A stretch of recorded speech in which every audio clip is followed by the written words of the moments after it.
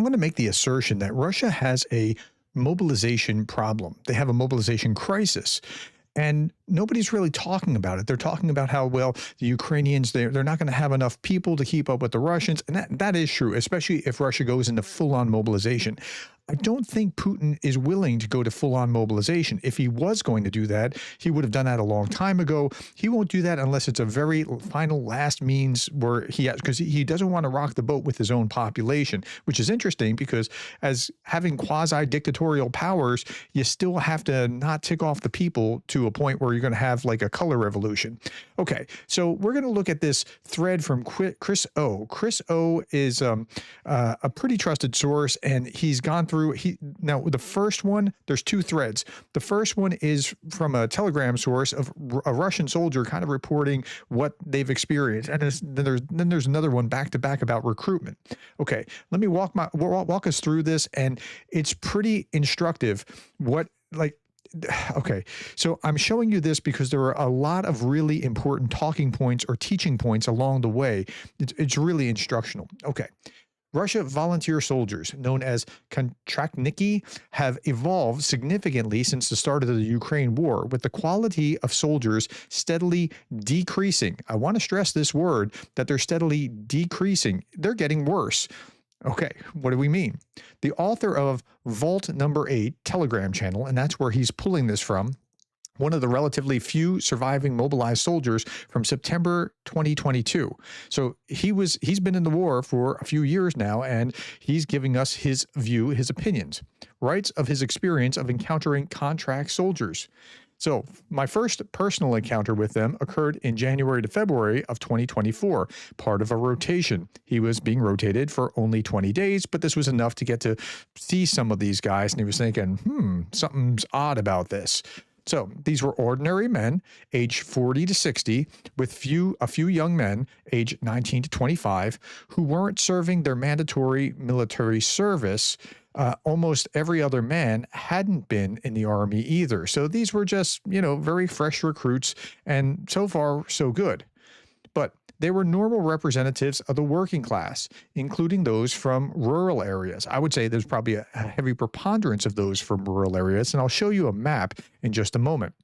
But in terms of information, they were like children. What do you mean in terms of information, they were like children? Well, they're not really aware of everything that's going on. Okay. They didn't learn about the realities of the special military operation beforehand, either online or from the relatives of mobilized soldiers. They believed the TV shows and signed contracts without reading the fine print.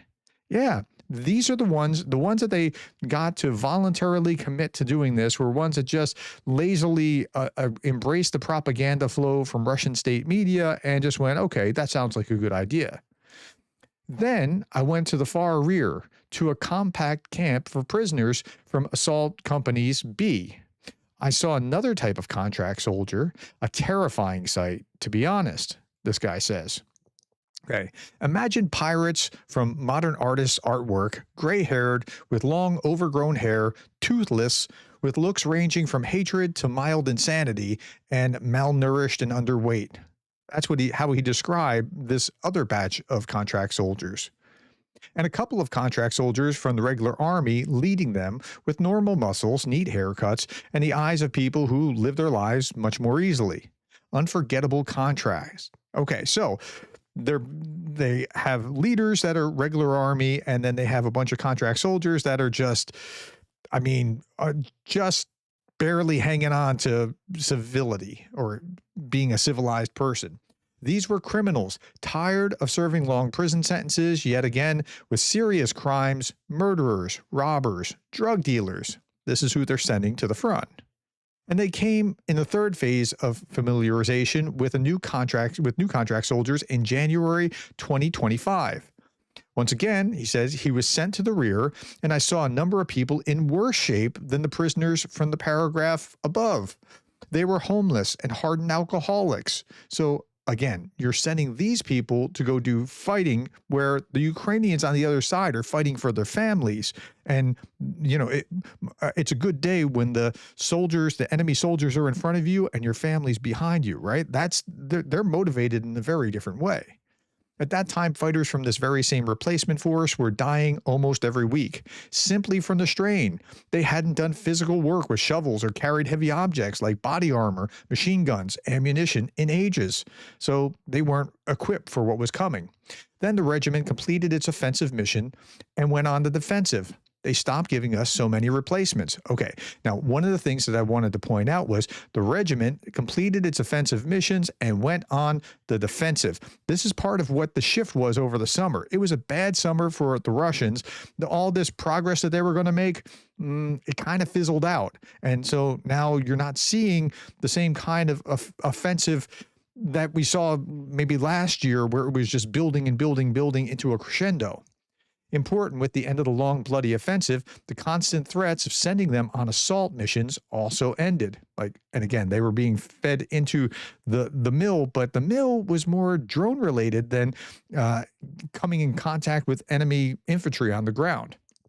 And then came the fourth stage of acquaintance with all the aforementioned examples of new contract soldiers who, after being wounded, are unfit for combat and are working in the rear. So they have lots of these guys who they can't actually send to the front line, but they're still being employed in some way, somehow in the rear.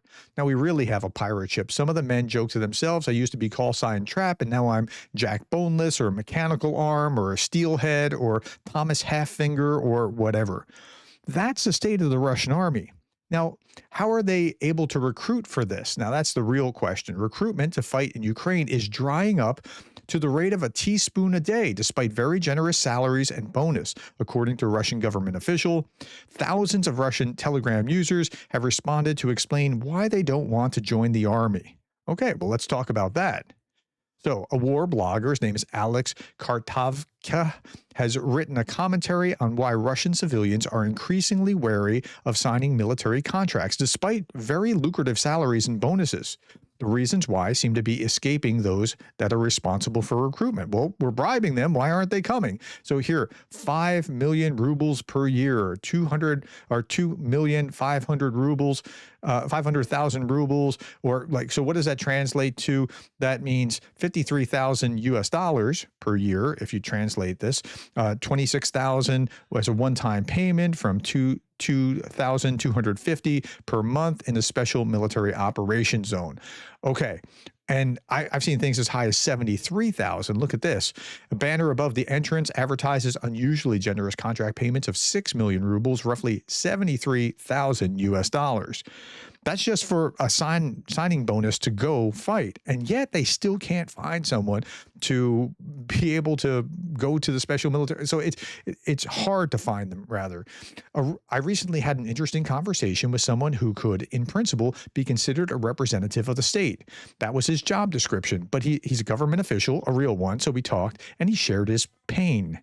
Now, and if I were to sum it up in one sentence, it would sound like this. We're already giving out 6 million rubles or $73,000 for voluntary mobilization to the special military operation. Soon we'll be giving out 7 million or even 8. Yeah, that's where they are. And they can't seem to find recruits, or not enough to fill. And the influx isn't particularly impressive. A teaspoon a day, drip, drip. What's wrong with them? What else do you need to get them to fight? Okay, so, but money's not everything, right? They don't want to die. And anybody who's paying attention, now, not like that first batch who was like, I don't know, they just saw it on TV. I thought that was a good idea. Those that are now not coming are those that are like, yeah, maybe this isn't a great idea. And that's really a good question. I have a whole list of hypotheses for it, of course, but it's much better to conduct an experiment and simply ask the respectable public so as not to guess or speculate. So the question is, why are you, despite the incredibly generous conditions, still fixing a stove in civilian life instead of joining the army? What is stopping you? So this was interesting. This warmed my research-laden heart. I wanted to hear what they had to say. What needs to be done to become a stormtrooper? Answer in detail and specifically for yourself, as if the government actually came to you, say, through Russian government portal, and asked this exact request and is waiting for an answer. So the question has resulted in an overwhelming response, over 4,000 comments, which was summarized in 7 key themes and trends. So here are the most important. First, distrust of the employer, that is the army or the state, and the contract terms. They don't trust the Russian government, and with good reason. People describe en masse the experience or expectation of enslavement. They expect to be enslaved if they go in. Lack of fixed terms, the risk of forced extensions until the end of the special military operation, problems with rotation and leave, the fear that a promised position will be replaced by assaults. And so they're not willing to show up. Second, unpreparedness and conditions of service. Complaints are widespread about short and formal training, supply shortages, communications, drones, medical kits, construction materials, poor evacuation of the wounded, and the transfer of specialists to hardcore assaults. They're wise to it. I mean, that's actually what's happening to many, many people, and the stories have gotten back over the last 3 years. This is rational. It's not just moral reason for refusal. I mean, like, they don't want to die. Number 3, unclear goals, feeling of half agreement. So commentators do not understand what it takes or what victory looks like. They see the authorities' willingness to live under the routine of war. There's no real here's what the end looks like. Here's when we know that we'll have achieved victory. They can't really predict that right now because they don't know what it's going to be. And the lack of clear goal kills the meaning of monetary motivation. That's right. You could offer me double that and I still don't want to go die. Material motivations do not equal risk motivation. So that's what this comes down to. Even large payments are perceived as coffin money and or promises with high risk of non-payment or depreciation, and their lives are more valuable. Increasing payments alone does not solve the problem of influx. So there's a mobilization problem, and it's going to stay a mobilization problem. And to the degree that they try to fix it with larger payments, they're just going to create, on top of a mobilization problem, an economic problem for Russia. Number 5, family obligations and home front security. A strong motive is who to leave at home amid domestic insecurity and deteriorating living conditions in the rear. Until there's confidence in the protection of family, people are not ready to go to the prison camps, which is the front, right? So again, that totally makes sense.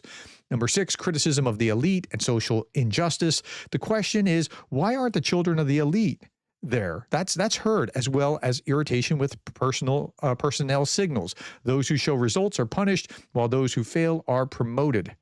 It's really bizarre. But if you look at that, like the map of dead soldiers per capita in Russian regions, identified deaths, if you look at this map, the more red it is, the higher the number of death per capita. The more blue it is, the lower the number. And it's blue around Moscow and St. Petersburg, and it's red in all the peripheral kind of no man's land in the country kind of places, and orange around other places like that.